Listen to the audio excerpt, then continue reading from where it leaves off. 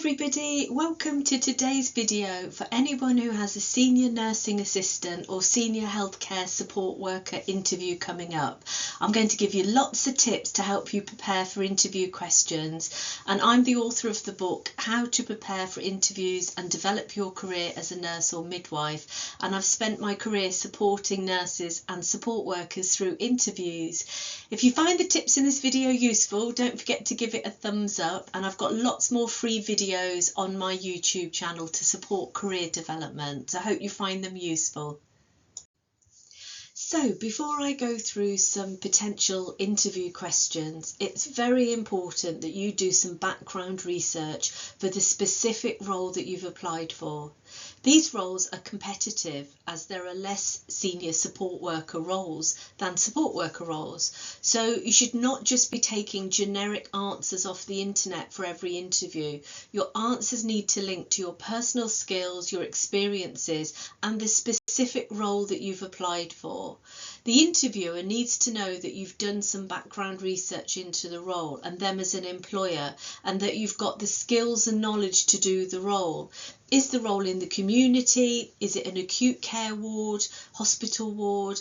You might be in a clinic, for example. It might be linked to mental health or end of life care. And all of these things will matter to the interviewer, that you know about, you've looked up that area and that field of work. I mean, you might already work in that area, but if you don't, looking up at the types of patients and care that you'll be giving. And your background research will help you answer questions linked to what the role entails, such as what are the key responsibilities in this role? How does this role compare and differ from your current role or a past role? Usually healthcare support workers or nursing assistants are looking for promotion into this senior position. Not always, you may get people transferring from different roles, but often the requirement in the role, the personal specification, is that you work as a carer or support worker for a certain amount of time. So you need to compare your current role and identify the areas where your current skills align to this role and the differences between the roles. So the difference between a support worker and a senior healthcare support worker. And you can only really do that by going through reviewing the job description. And I would suggest you get a highlighter pen to highlight the key skills in this senior role. For example, there'll often be key headings and core responsibilities, which we can talk about a bit later. What type of service and patients are you looking after, and what will this entail? Working in a short stay day unit or in a clinic will be a different set of skills, organisational and nursing skills, support worker skills. It'd be different to working in a long stay unit potentially, or an end of life unit. There'll be certain aspects of care that will differ with the types of patients you're looking after, and the interviewers want to know that you know about that field, that you've looked into it. So another key tip is to talk to senior healthcare support workers in their role, in that area preferably, but also just talking to any sort of senior healthcare support workers to find out what they do, what are the different responsibilities, what's different to what you do currently. There's videos you can watch online, senior support workers describing what they do. If you look on NHS careers websites and on employer websites, you will often see those videos, or there might be blogs where people write about their role. You also need to review employer values and NHS core values as well, and mission statements, which you'll find on employer and NHS websites. It's very helpful, if you don't currently work in that area, to ask for an informal visit. And this is where you visit the area to see how the service is run. And during an informal visit, you get to talk to staff, and you can ask them questions about the role and the service. And I have a free video on my YouTube channel that just talks about how to book a healthcare informal visit and what to do if you can't book one. And all my videos are free on my channel, so if you can, try and book an informal visit. If you work in that area, you still can talk to managers and staff in the role to gain insight. There may be something that they say to you that you didn't actually realise was a key responsibility in the role, for example. As I just mentioned, this is the video where I give lots of advice on informal visits in healthcare, what to expect and what questions to ask. So if you feel that you do need to book an informal visit, you'll find this helpful, and it's free on my YouTube channel. So I've suggested that you review the job description for the role of a senior healthcare support worker, and I've just put down a few areas that you might find, for example. So core field specific responsibilities. You usually require a higher level of training, so for example a care certificate or a level 3 diploma in healthcare.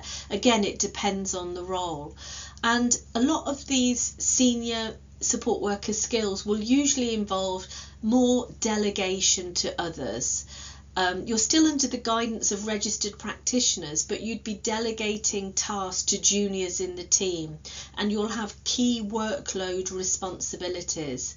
So you might see that you've got to have effective time management, for example. Obviously the key skills will be different depending on the role, but I've just put some example ones here. So effective time management means that you've got the ability to manage your own time and that of others in your team.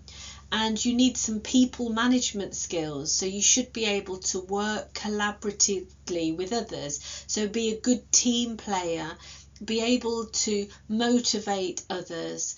You might need to mentor, teach and support junior learners, so new starter support workers. So mentoring, teaching, supporting others. Your teaching might involve teaching patients.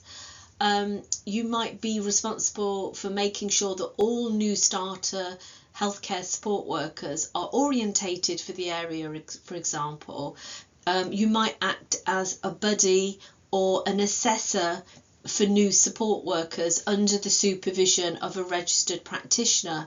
So looking through your job description is helpful to see that, but also if you go on an informal visit you can ask about that and those responsibilities.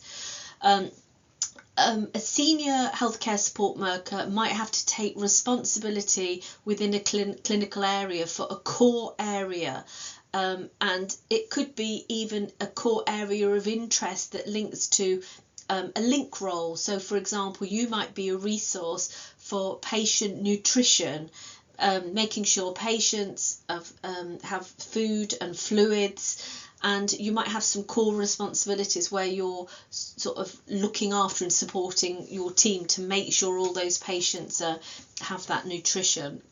Again, it depends on the specific role.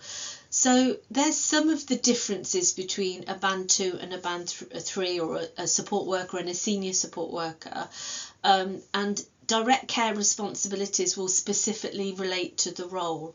As I said, a busy clinic might have different direct care responsibilities to somebody working in a long-term dementia ward or end-of-life ward. So I hope that gives you some ideas to start drawing out what are those key differences in a senior healthcare support worker role. Another part of your background research is to revise any terms in your job description or any specialist information, procedures or policies that link to the role, because you could be asked a question on them. So there may be, if it's a mental health healthcare support worker role, it may mention the Mental Capacity Act, for example, or if you're on a hospital ward, it may mention about infection control procedures. So you may be asked questions on those procedures or policies. And if there's a key term or word that you're unsure of in the job description, it's important to understand what all of those words mean And in an interview, you can be so nervous that you forget. So it's helpful to revise those words. And I know some healthcare support workers, they're not responsible for an overall audit, but they may help with supporting audits in an area. They may provide resources to patients, and you may have the term evidence-based practice, or risk assessments if it's to do with patient safeguarding, and you might advocate for a patient. So revise that specialist information. If it's a specialist field like dementia care, look at the key national websites and charities such as Dementia UK.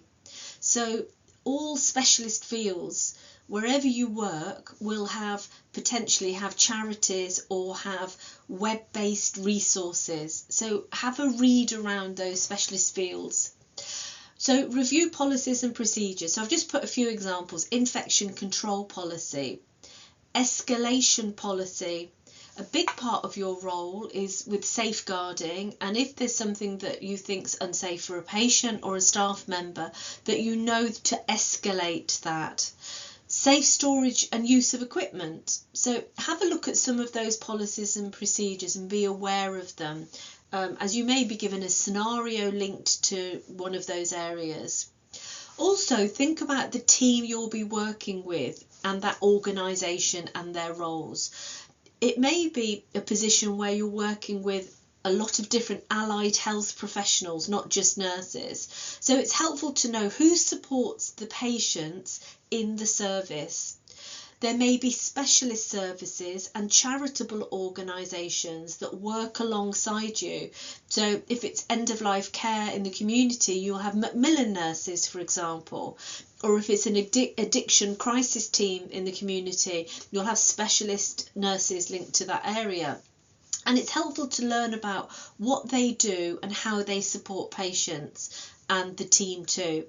I suggested an informal visit where you can ask some of those questions. Some job descriptions will include the teams that you'll be working with, or you can if you're unsure, you can ask the recruiting managers, or you can just do a little bit of research online with the employer to see those structures.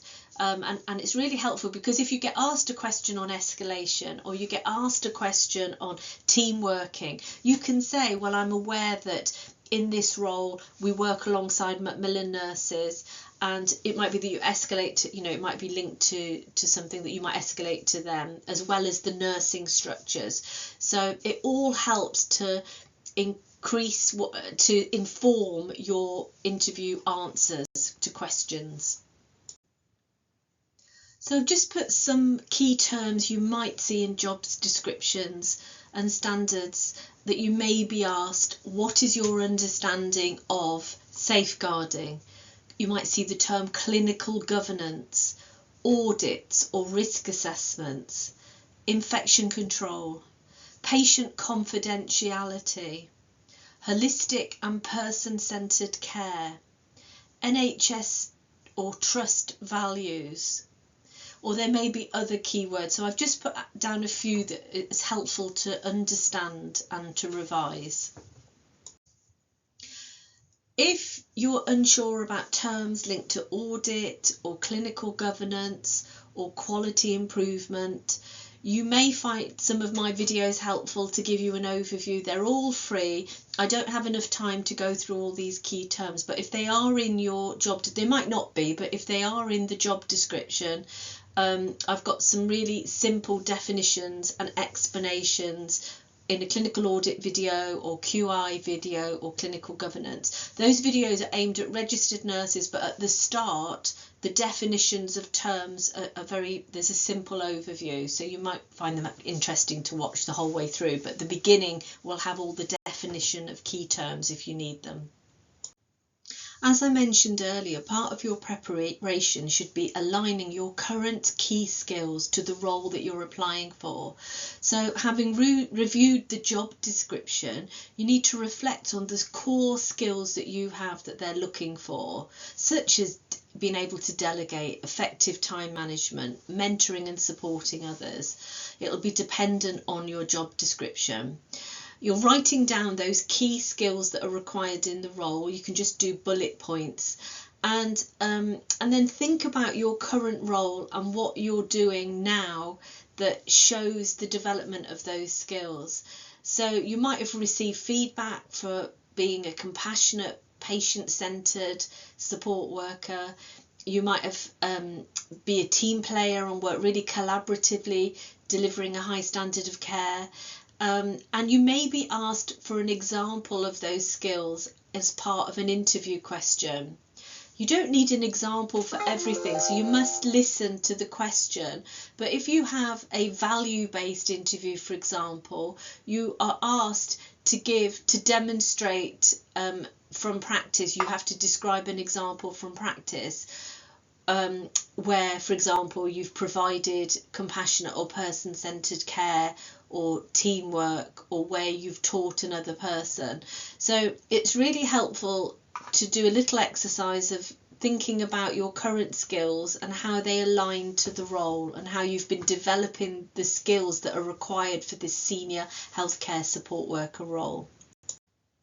If you have a value-based interview, it's important to prepare some key examples from your current practice or past roles for certain areas. And key areas I would prepare examples for, I would suggest you do, is compassionate care or person-centred care, where you've put yourself in another person's shoes and you provided that individualised care and used an empathetic approach where you made a difference to a patient. An example where you work well in a team to show good team working or collaborative working. An example where you provided quality care, so you might have prevented a risk to a patient, such as a physical deterioration, because you saw that they were poorly and you ran to, get help. You might have acted as an advocate to escalate an issue to a registered practitioner. A patient might have been upset. You might have escalated a risk in the clinical environment linked to equipment. So quality care examples will be different according to your experiences and workplaces. Also think of an example where you overcame a challenge or you learnt from feedback. And you need to show that you're willing to listen and learn from feedback, because we can all improve our practice, and it could be feedback from patients or staff or your manager. And then an example where you've organised something that positively impacted a patient or staff member, and that could be anything from being a link or a resource person for an area of practice. It could be preventing malnutrition. It could be ensuring patients have fluids. It could be brightening or changing a reception area or a day room for patients. And often these examples, one example might cover one or two of these areas. So for example, you might have provided quality care by changing a reception area for patients. So some of them might link. You might have used teamwork when you've got an example of organising something. But it's really good to think about your best examples before you go into the interview, so you're not trying to find them in an interview and panicking. And you might not be asked for an example, but if you are, especially with a value-based interview, you will be. It's good to prepare those examples to demonstrate your skills beforehand, and just bullet point some examples, one for each of those areas. It'll be helpful. I've got some simple short videos on value-based interviews if you do have a value-based interview that can help your preparation. That's all free on my YouTube channel.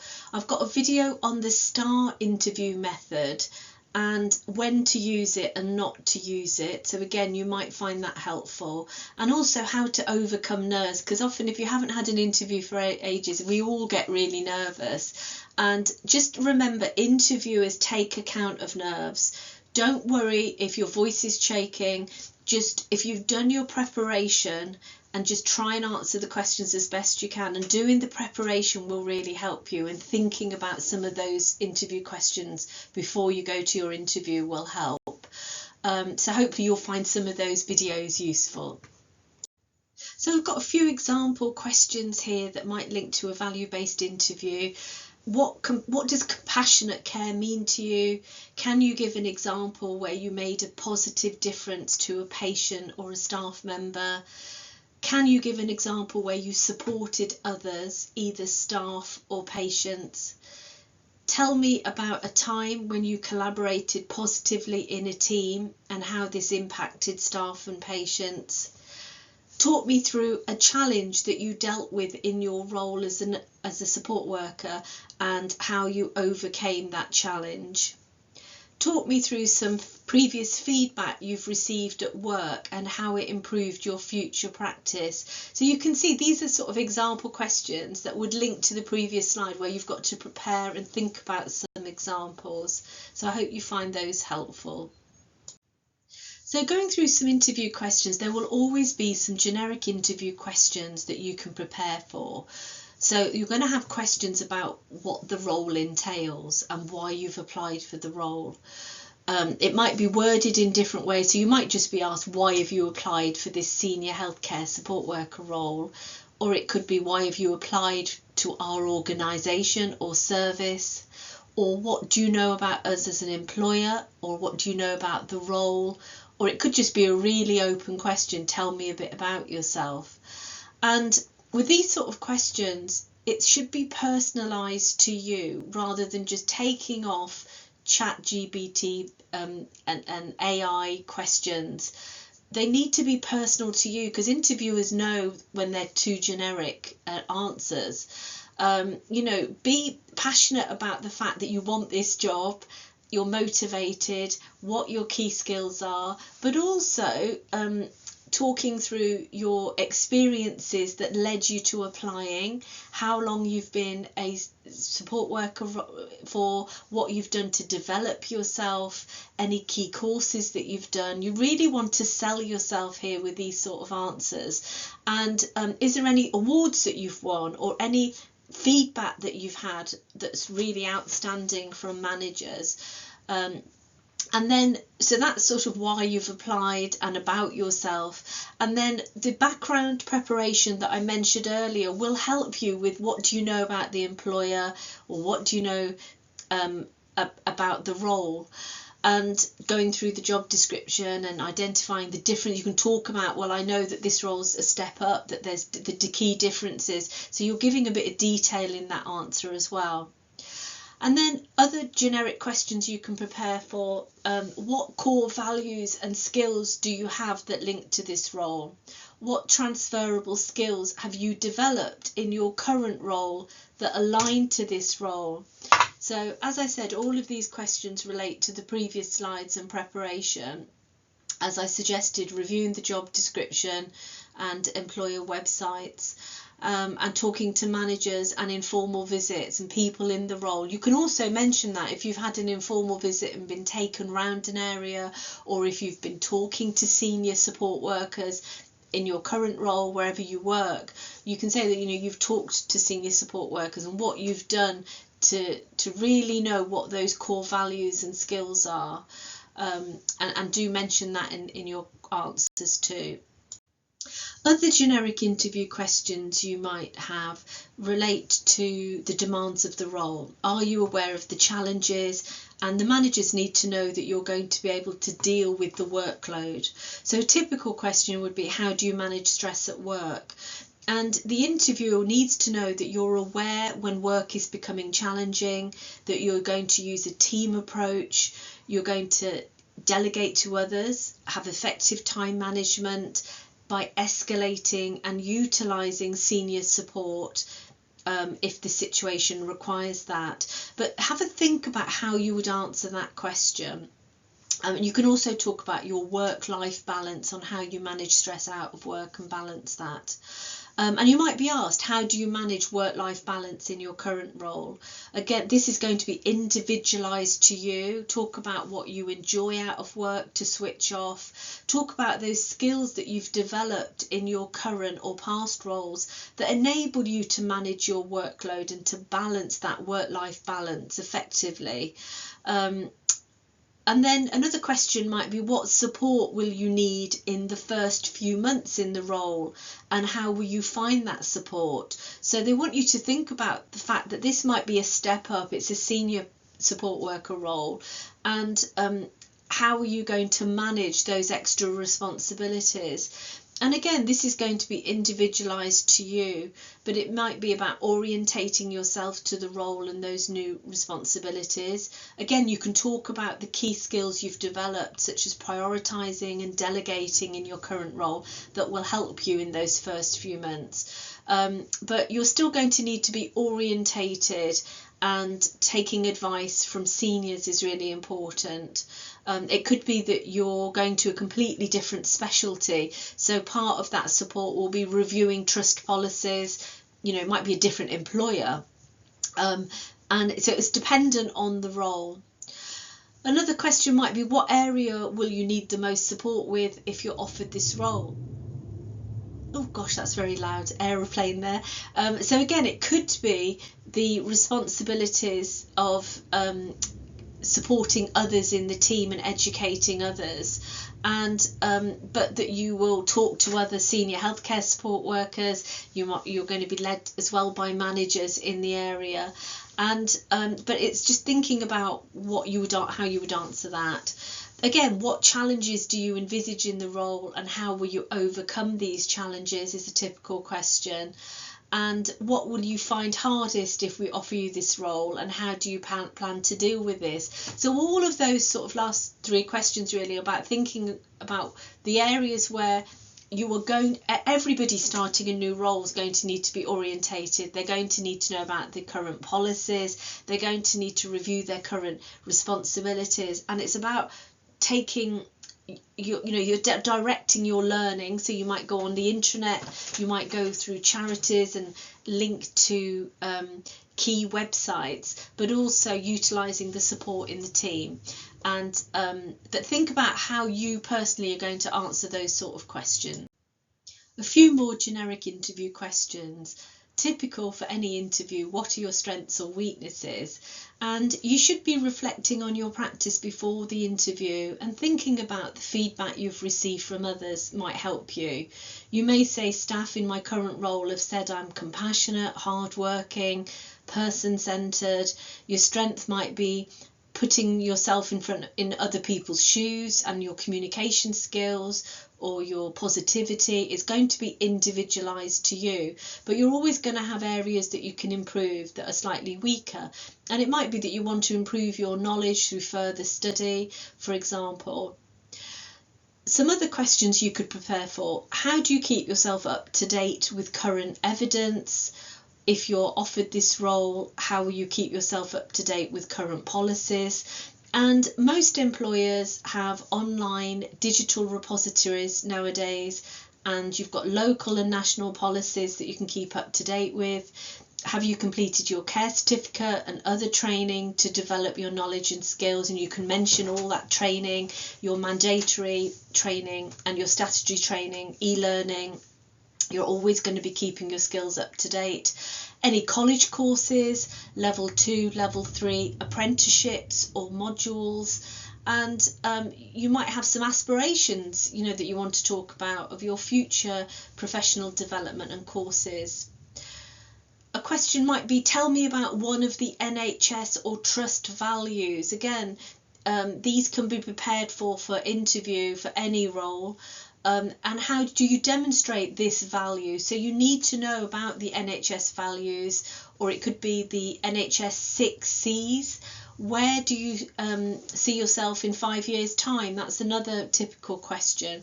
What are your future aspirations? Do you want to stay as a senior healthcare support worker, providing quality care? Do you want to become a nursing associate or do a registered nurse degree apprenticeship or a nursing degree at university full time. Be honest, say what your aspirations are, and if you don't plan to move out of that role, that's absolutely fine. But it might be that your ideal role would be that senior healthcare support worker role, and that's what you want to do for the rest of your career. But think about how you would answer that question before interview. You may have some communication and teamwork questions. I've just put some examples here for you to prepare for. What's the difference between a support worker and a senior support worker? The preparation I mentioned earlier will help you answer these questions. How does this senior healthcare support worker role differ from your current role? You may even be given a scenario and asked what aspects of care would you delegate to a new support worker in this situation, and which aspects would you do as a senior support worker. So you'd need to know the difference between the roles. Some patient communication and teamwork questions. You might have specific questions linked to a patient or team communication in the area that you've applied for. How would you support a patient who was extremely anxious about being in hospital? Or they might be anxious because they want to self-discharge, or they could be anxious about end-of-life care. So try and think about the area you're working in and what some of those challenges might be with the patients and how they might be feeling. Another question might be, how would you support a patient who wanted to complain about the care they had received in this department? And it's helpful to look at the complaints policy and your communication being calm and making sure that you try and escalate to managers, but also try and calm a situation down. It might be something really simple that you can help somebody with, and that prevents the complaint, but it might be something quite serious, and it might be about another staff member, for example, and you might have to escalate that. So knowing about the escalation policy and complaints policy is helpful if you get asked questions such as these. You might not get asked any of these questions, but preparing for these sorts of questions is helpful, just in case. How would you support a patient who refused to eat? Or it might be they refuse to drink or to wash. And here, these sorts of questions, you're thinking about your communication, your listening skills, strategies that you would use to support the patient or staff member, being non-judgmental and kind, and putting yourself in that person's shoes. And some of you, if you've been a support worker for a while, you'll have come across some of these situations. So reflecting back and drawing on how did I sort of deal with this? Did I deal with it well? How could I have changed my practice? You don't need to give examples. If somebody gives you a scenario, then you need to answer it to the best of your ability. But it's worth talking to other support workers and registered practitioners. What are the strategies that I could use? But think about strategies that you have used yourself. You might signpost support to the family member or to the patient. It's about escalating to others if appropriate. And as I said, you might have a similar example that you've dealt with in your role that you might want to share. You need to answer the question, but you could say that, in my previous role or my current role, I have dealt with this, and the sort of strategies I used that worked were A, B, C. If you're asked questions about conflict and incivility in practice, it might be that two team members aren't getting on, or that somebody's rude to another person or incivil. There's some strategies you can use, and I have a video on how to deal with conflict and incivility for nurses. So it might be that if you think you might have some of those sort of questions, you might want to have a listen to that free video as well. In a senior healthcare support worker interview, you might be asked safeguarding questions linked to the role, such as what would you do if you saw another member of staff being rough with the patient? or rude to a patient or shouting at a patient. And interviewers want to know that you would safeguard the patient, talk to the staff member, take them away from the patient, report to seniors and document, and utilising your communication skills and always being the patient's advocate here. So think about how you would answer that question. Another potential safeguarding, just an example here, a patient states that another member of staff refused to give them a bath. What would you do? This sort of question is probably a bit more nuanced, and think about if you're on a shift and that happened, what would you do? And you might need more information from the patient. Did that staff member say they were too busy and would come back later, for example? That's very different than someone saying, I'm not washing you today, and walking away. So trying to get some facts in the situation and just having open communication with the patient. Is the shift very busy? There could have been a cardiac arrest, or so that the nurse, it might not be able to do a bath then. And or is this patient being neglected and not had a bath for days? You might be in a community setting and a previous staff member should have been bathing this patient and they haven't been. And you're trying to use a team approach, good communication to understand the situation. But if the patient has been neglected, you need to escalate to your senior and obviously try and support the patient at that time and talk about your communication.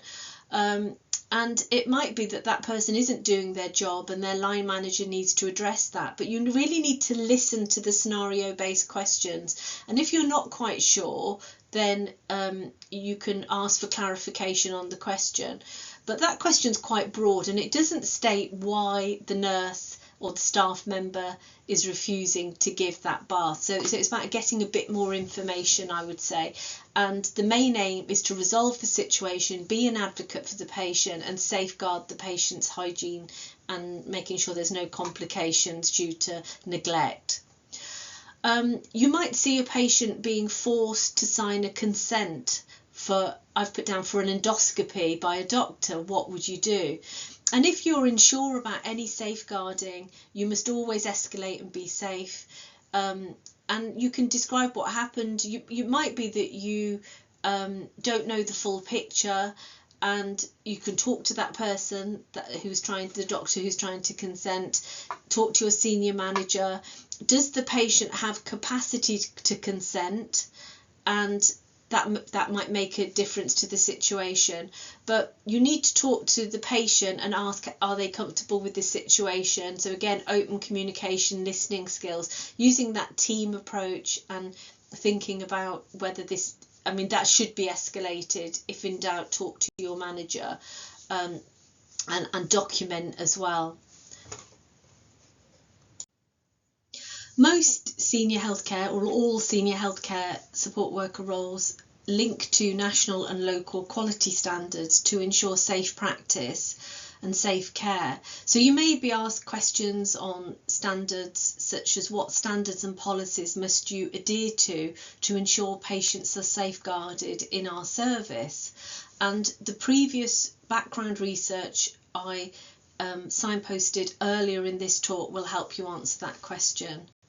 Or tell me about a current standard or policy that you use at work to promote safe care. So you just choose one policy or standard. As a senior healthcare support worker, you should be educating yourself and others. So some example questions linked to this might be, how do you keep yourself up to date in your current role? Or give an example where you've educated a member of staff or a patient, and they might ask, what impact did that have? Or what strategies worked and what could have improved in this situation? So it's good to have an example before you go to interview. Simple things like ensuring patients are using mobility aids correctly. You're educating in your role as a support worker. And you might be encouraging patients to wear their anti-emboli stockings properly.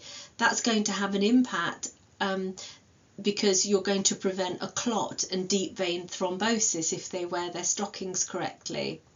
Or it might be if the patient isn't using a mobility aid properly, they could fall. So by teaching them how to use a Zimmer frame properly, it may prevent a fall.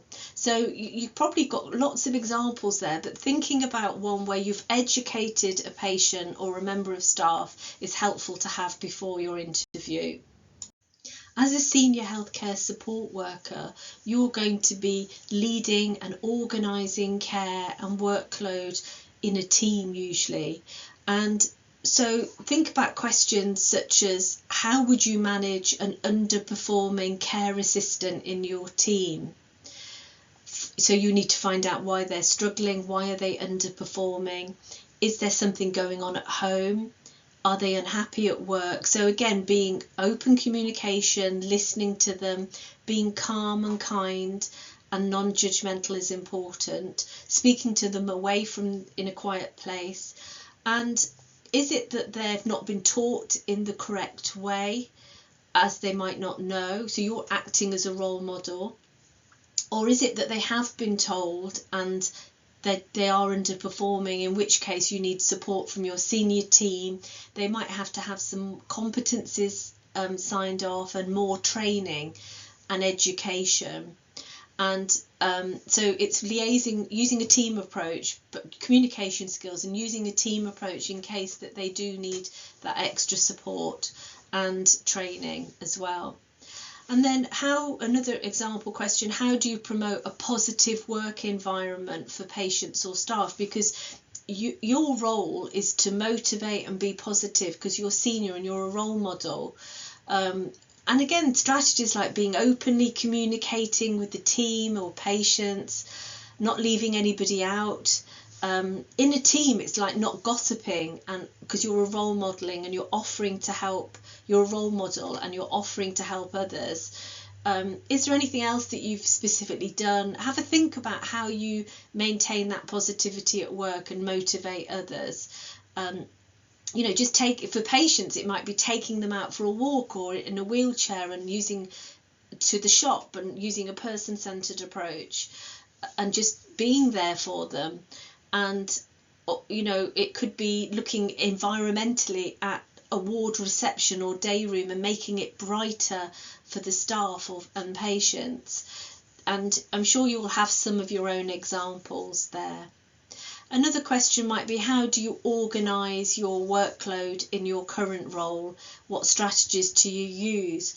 And because when you look at the job description, it's probably going to have managing time effectively, delegating, working within a team and supporting a team. You might have responsibilities with junior support workers under you, for example. But also, how do you manage your team and manage your role and workload? What strategies do you use? Looking at prioritising what's essential and non-essential, looking at your delegation, who else in the team can you delegate to, and think about that in your current role and what examples you can use and strategies you use. And finally, you can prepare for specialist questions, and you do this by checking the job description and doing the preparation that I mentioned earlier, and think about field-specific questions. So I've put some examples here. If you worked in an endoscopy, if you were going for an endoscopy senior healthcare support worker, you might be asked, how would you support someone through an endoscopy procedure or after the endoscopy procedure? So you need to read up on the specialist area that you're applying for. If you're in a dementia area or care of the elderly, how would you care for a distressed and aggressive dementia patient? If you were in a clinic, it might be how would you ensure patient confidentiality in this busy clinic? And you'd be thinking about the notes, making sure that they were kept away from patients, that were never left unsupervised, and not mentioning people's conditions outside the clinic room confidentially with the patient, thinking about patient confidentiality. So these questions are very much dependent on where you've applied for the role. If it's mental health, it could be tell me about the Mental Capacity Act and how it links to the patients you would be caring for. If it was end-of-life care, how would you support a family if the patient was end-of-life care? It could be a specific aspect of end-of-life care. And these questions can be prepared for by reading up on that specialist area. So good luck with all your interviews. I wish you the best in your interview. Do your best, and I hope that you found some of the tips in this video helpful. Not all of these questions may come up, but I think if you do your preparation systematically, it will help you for your interview now or in the future. But wishing you all the best.